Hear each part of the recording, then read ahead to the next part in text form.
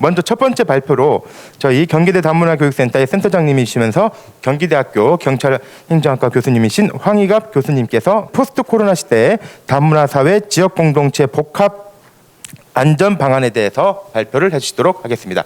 네, 그럼 지금부터 발표 부탁드리겠습니다. 네, 여러분 반갑습니다. 오늘 아침 뉴스를 보니까 탈북자 아주머니께서 북한으로 들어가려다가 붙들렸다 하는 뉴스를 아침에 접했습니다.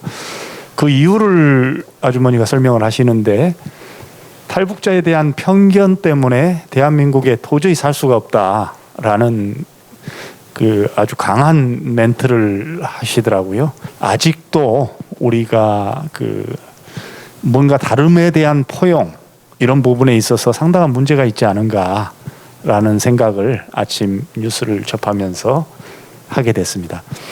다문화 가족에 대한 인식이 어느 수준에 와 있고 다문화 가족이 사회적으로 어떤 정도의 지지를 받고 있으며 그러한 지지가 다문화 가족 청소년들이 느끼는 안전감에 어떠한 영향을 주는가 하는 그런 주제를 들고 왔습니다. 아시다시피 우리 다문화 가족들의 경제 상황이 일반적인 시민들보다는 낮은 수준이 일반적이기 때문에 그런 측면이 이분들의 범죄 피해를 자극하고 그러므로 인해서 범죄 피해가 높다라는 그런 설명들이 있죠. 특히 우리 다문화 청소년들이 그런 어떤 소외 이런 것으로부터 자유로울 수 없다. 그런 차원에서 가해 측면에서도 위험에 노출되어 있다. 그런 여러 가지를 놓고 봤을 때 다문화 가족에 대한 보다 적극적인 관심이 필요하다. 여가부에서 다문화 가족 실태 조사를 해서 학교 적응에 가장 큰 어려움을 느끼는 부분이 무엇인가라고 했더니 친구나 교사와의 관계 형성 이것이 어렵다라는 것이었거든요. 그래서 거기에 주목해서 사실은 한국어 능력이 여기서 비행 피해라고 하면 왕따라든지 괴롭힘이라든지 청소년 시기에 아이들이 겪을 만한 이것이 한국어 능력이 직접적인 영향을 미칠 수도 있고 이 부분에 교사 지지를 어렵게 만들고 친구 또래 관계와 또래 지지를 어렵게 만들었어요. 한국어 능력이 직접적으로 영향을 주지 않는다고 해서 그것이 어떤 역할을 하지 않는가 그게 아니고 사회적 지지를 어렵게 만들어서 이것이 결국은 비행 피해 두려움을 자극하는 간접적인 영향을 미치더라는 거죠. 그 언어라는 것이 이 사람 우리 다문화 청소년들에게 갖는 의미가 단순히 의사소통 수단이라고 우리가 치부하기에는 너무나 큰 영향을 주게 되더라. 우리나라 문화의 자연스러운 적응 이런 부분에 전방위적인 영향을 미치고 결국 그 삶의 질에 중요한 영향을 주게 된다는 우리가 많은 측면에서 사실은 정책적으로 다문화 문제를 다루고 법적인 부분부터 해서 그동안 발전을 많이 해왔습니다. 그렇지만 이 부분에 있어서 조금 더 발전시킬 수 있는 부분이 무엇인가 여러 가지 고민 속에서 토론을 통해서 또 보완하도록 이렇게 하겠습니다. 고맙습니다. 네, 감사합니다. 네, 다음으로 이제 코로나19 시대에 그 외국인들의 인권 문제와 개선 방안을 주제로 이제 홍규호 선생님께서 발표를 해주시겠습니다. 저는 그 코로나19 상황 속에서 외국인의 인권 문제와 개선 방안이라는 주제로 이제 내용을 발표하도록 하겠습니다. 사회적인 약자라고 할 수 있는 그 한 국가의 이주민들은 74%가 이제 정부의 정책과 제도에서 차별을 당했다. 라고 응답을 했고요. 첫 번째로는 이제 공적 마스크로부터 이제 배제입니다. 특히 이제 미등록 체류자라고 바이러스가 피해가는 건 아니지 않습니까? 단지 이제 국적이 없고 체류 자격이 없다라는 이유로 미등록 체류자들은 공적 마스크로부터 이제 배제를 당하는 상황에 이제 처하게 됩니다. 그리고 재난지원금도 이제 배제를 이제 당하는데요. 외국인 노동자 같은 경우도 한국 사회에 충분히 기여를 다 합니다. 직접세, 간접세 모두 내고 모든 세금을 다 냄에도 불구하고 아쉬운 부분이라고 할 수가 있습니다. 그리고 아이들 관련된 문제를 좀 살펴보고 싶은데요. 비대면 수업이 전면적으로 이루어지면서 특정 외국인 학생은 이 지원금에서 배제되는 그런 모습도 보입니다. 특히 이제 미취학 아동에게는 국가인권위원회조차도 이런 것은 좀 차별이 시정돼야 된다라는 내용을 권고한 바 있습니다. 그 제도적 차별과 더불어서 코로나 상황이 지속되면서 나타나는 현상이 일상의 인종주의가 좀 심화되고 등장하고 이제 심화됐다는 것을 이제 볼 수가 있습니다. 명시적 인종주의라는 것은 대놓고 외국인에 대한 혐오 발언이라든가 차별적인 언어를 하는 것이 명시적인 인종주의라고 할 수가 있는데요. 페이스북 사진을 한번 보여주시면 자기 사는 지역에 쓰레기를 누군가 버렸어요. 근데 누가 버렸는지 정확히는 몰라요. 근데 이 사람은 외국인이 이 쓰레기를 버렸다라고 단정을 짓게 됩니다. 이런 것은 사실 일상의 인종주의가 심화된 단면이라고 좀 볼 수가 있습니다. 특히 코로나 상황 속에서 심화되고 있는 일상의 인종주의 극복하고 개선할 수 있는지에 대해서 몇 가지 대안을 좀 말씀드리도록 하겠습니다. 특히 이제 언론과 미디어를 통해서 끊임없이 교육하고 그 생산적인 담론을 만들어 나가는 노력들이 저는 필요하다고 봅니다. 두 번째는 여전히 대화민주주의입니다. 끊임없이 토론하고 대화를 통해서 이주민들과 상생하면서 사회통합을 어떻게 할 것인가에 대해서 끊임없는 논의가 필요하고요. 외국인도 이제 방역의 주체다라는 것을 인식하면서 우리의 똑같은 방역의 주체다라고 인식하면서 위험적인 요소를 함께 제거하면서 이 코로나 상황을 이겨나가는 그런 노력들이 필요하다라고 볼 수 있고요. 다음으로 조업주의적 다문화주의의 강화가 좀 필요하다라고 볼 수 있습니다. 결과의 평등을 강조하는 것이 이 이론이고요. 코로나19 상황의 안정과 그리고 연대를 함께할 수 있는 여러 가지 방안을 모색하는 것이 필요하고요. 그리고 무엇보다도 장기적인 과제이지만 외국인에 대한 차별과 혐오를 극단적으로 드러냈을 때 처벌할 수 있는 어떤 법적인 제도의 마련이 좀 필요하다라고 볼 수가 있습니다. 이주민들이 한국 사회에 얼마나 기여하고 있는지, 특히 경제적으로 얼마나 기여하고 있는지를 지속적으로 수치화하고 통계화해서 선주민에게 끊임없이 알리는 것이죠. 사진 한 장 보여주시면 독일에서 어떤 한 슈퍼마켓 사장님이 독일에서 만든 제품만 남겨두고 외국에서 들어온 제품을 다 뺐더니 저렇게 진열장이 텅텅 비었다는 것을 이제 보여주면서 함께 제도적이나 어떤 인식론적인 어떤 노력들이 함께할 때 코로나19 상황에서 외국인들의 인권 상황이 개선될 수 있다라고 생각합니다. 이상 발표를 마치도록 하겠습니다. 감사합니다. 자, 마지막으로 나도 한국인이다라는 주제로 우리 정소미 선생님께서 발표해 주도록 하겠습니다. 한국에 산 지 10년 반 정도 되었습니다. 6년 전에 귀화했습니다. 나도 한국인이다라는 주제로 발표하겠습니다. 첫 번째 내용은 입국 후 외국인으로서 한국 거주 내용입니다. 한국에서 친척이나 아는 친구 한 명도 없어서 임신 상태로 한국에 와서 한국어도 모르고 애를 낳은 후 1년 후에 한국어를 공부 시작했습니다. 그 당시에 제가 소통할 수 있는 곳, 나를 이해해 주는 곳, 아니면 많이 못 알아들어도 천천히 들어주는 곳은 바로 다문화센터밖에 없습니다. 저는 항상 다문화가족지원센터는 진정 엄마집라고 라는 곳을 생각했습니다. 그리고 외국인이 한국에서 합법적으로 거주하려면 출입국관리사무소에 데려갔습니다.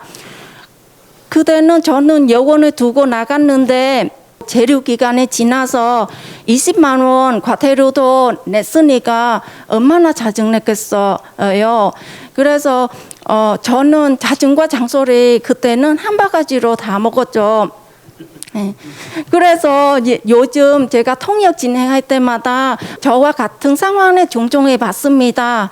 외국인으로서 한국에서 생활하면서 불편한 점이 많습니다. 제 이름은 정티 마장 외국인은 보자마자 직원분의 태도가 변했더라고요. 천천히 얘기해 주시면 제가 알아듣는다고 대답해도 그러게 또 그냥 귀찮게 그 업무 처리해 주는 경우도 많았습니다. 외국인이 한국에서 뭐 한국 귀화 시험을 합격해야 국적 취득할 수 있는 것을 알고 계신지 잘 모르겠지만 요즘은 그 시간은 공부한 시간은 더 길어지고 더 어려워졌습니다. 귀화 자격 심사 합격해도 귀화 허가 통지서가 나올 때까지는 약 1년 반 정도 기다려야 합니다. 취득하기가 쉽지 않다고 생각합니다. 외국인이 한국 국적 취득한 후에 국민의 의무와 권리를 잘 알고 있습니다. 선거권 행사할 때는 진짜 그때는 제가 마음속으로 나도 이제 한국인이다라고 생각이 들었습니다. 한국인으로 소속감을 느끼게 한 것은 바로 선거권입니다. 한국에서는 지금 다문화 사회로 가고 있다는 게 모든 나라의 문화를 포용하겠다는 의미로 말하는 거 아닙니까? 한국인으로 더 열심히 살아가고 한국도 건강한 다문화 사회를 기대합니다. 감사합니다. 네, 이렇게 해서 오늘 이제 발표를 마쳤고요. 지정 토론을 해주시겠습니다. 네, 먼저 아시아인권연대 이란주 선생님께서 말씀을 해주시겠습니다. 이주민을 포함한 우리 사회 전체 공동체가 어떻게 앞으로 공존과 번영을 함께 누릴까? 어떻게 우리 사회의 안전을 함께 고민할까? 한국어 능력이 이주민의 안전을 어떻게 지킬 수 있는지 그와 관련된 말씀을 굉장히 잘 들었고, 저는 이제 이주민들에게 한국어란 인권이라고 생각합니다. 그 부분에 대해서는 사회나 학교에서 많이 지지를 해야 될 거라고 생각을 합니다. 그 다음 이야기 이제 심지어 마스크부터 재난지원금부터 혹은 백신까지 모든 것 하나를 얻을 때 정말 얼마나 큰 싸움과 다툼을 해왔는지 모르겠습니다. 이런 것처럼 우리 사회가 안전하려면 평등하게 기회가 주어져야 하는 거죠. 오늘 이제 전소미 선생님 말씀을 들으면서 이렇게 권리에 관심을 가지는 유권자가 또 태어나는구나, 이런 과정을 통해서 사람이 자라고 사회에 참여하게 되는구나라는 이야기로 듣고 굉장히 감동적으로 들었어요. 선생님 감사합니다. 이 정도로 말씀드릴게요. 네, 감사합니다. 예, 감사드립니다. 네, 다음으로 김미숙 수원시 다문화 정책과 과장님께서 토론해 주시겠습니다. 앞에서 좋은 말씀들 많이 해주셨고, 또 제 행정을 하는 사람으로서 더 열심히 추진해야겠다는 그런 느낌도 많이 받았습니다. 먼저 저희 수원시에는 다문화 관련 센터가 3개가 있습니다. 먼저 수원시 다문화 가족지원센터와 또 수원시 외국인 복지센터, 그리고 전국에 3군데밖에 없는 수원시 글로벌 청소년 드림센터라고 해서 수준별 한국어 수업이 진행이 되고 있습니다. 그래서 참여를 해주시면 좋겠다는 그런 생각이 들었고요. 예방접종 관련해서 등록 외국인 분들은 기존 우리 내국인들처럼 그 나이별로 이렇게 똑같이 접종이 추진이 되고 있고요. 또 미등록 외국인 분들은 일단 보건소에 방문하시면 그 임시 등록 번호를 부여해 드립니다. 그러면 그 번호에 의해서 이제 예약이 되고 또 그 예약 후에 접종까지 이렇게 추진되고 있다는 거를 추가로 말씀드리고 싶고요. 또 도에서 추진되고 있는 그 서포터즈 운영이라고 해서 처음 초기에 입국하신 그런 이민자들을 동행하면서 은행 업무라든지 또 동사무소 업무라든지 이런 행정적인 업무를 같이 지원해드리는 그런 서포터즈로 운영이 되고 있는데, 지금 여러 말씀해 주신 것을 참고 삼아서 저희 행정에 녹아들어서 행정 업무를 할 수 있도록 최선을 다하겠습니다. 네, 다음으로 최충옥 교수님께서 마지막으로 지정 토론해 주시겠습니다. 오늘 주제가 포스트 코로나 시대에 되니까 다문화인들이 고통을 많이 받았잖아요. 어떤 면에서. 그 차별로 인해 가지고. 그러나 거역 우리가 다문화 공동체가 되기 위해서 지금 한 문제들을 오늘 여러 가지 지적들이 있었는데, 처음에는 안전 문제, 특히 안전 문제, 그다음에 인권 문제, 그다음에 참정권 문제, 이런 등등이 논의가 된 것 같습니다. 다문화인들이 그동안 범죄율이 높다 이렇게 잘못 알려져 있는데, 사실은 한국인이 저지르는 범죄에 비해서 6분의 1, 7분의 1에 불과합니다. 그런데도 굉장히 높은 것처럼 오해되고 있는 부분이 일단 불식돼야 될 것 같고, 선생님의 지지나 친구들의 지지, 그다음에 가족의 지지, 이런 등등이 굉장히 중요하다. 그다음에 인권 분야에 가서 여러 가지 소위 말해서 그 조합주의적 다문화주의 이런 부분을 주장하는 부분이 대단히 인상적이었습니다. 그 매스컴 등에서의 인식의 변화를 위한 노력들, 이런 것들을 지금 준비해 두어야, 우리가 국내에 들어와 있건 250만 정도 되지만 사실은 나가 있는 사람이 1000만 정도 되잖아요. 한국 사람이 외국에 나가 있는 184개국에 지금 다 나가 있는 그런 처지이기 때문에, 이주자 들어오는 사람과 나오는 사람을 포함한 그런 개념으로 좀 넓게 또 볼 필요가 있고, 그래야 글로벌 커뮤니티를 형성하는 데 큰 우리가 주도적인 역할을 할 수 있지 않을까, 그런 생각이 들었습니다. 마지막으로 발표해 주신 이 3년권 부분을 얘기하신 부분이 대단히 인상적이었습니다. 한국에 와서 고통도 많았고 여러 가지 많았는데, 내년에 이제 투표 시대에 왔으니까 뭐 이건 이름은 유권자 정치 페스티벌입니다만은 오늘 이게 토론회와 발표회가 대단히 의미 있고 많은 걸 크게 많이 배웠습니다. 긴 시간 동안 들어주셔서 대단히 감사합니다. 네, 지금까지 포스트 코로나 시대 다문화 공동체의 방향과 과제를 주제로 중앙선거관리위원회 선거연수원이 주최하고 저희 경기대 다문화 교육센터가 주관한 오늘 포럼을 마치도록 하겠습니다.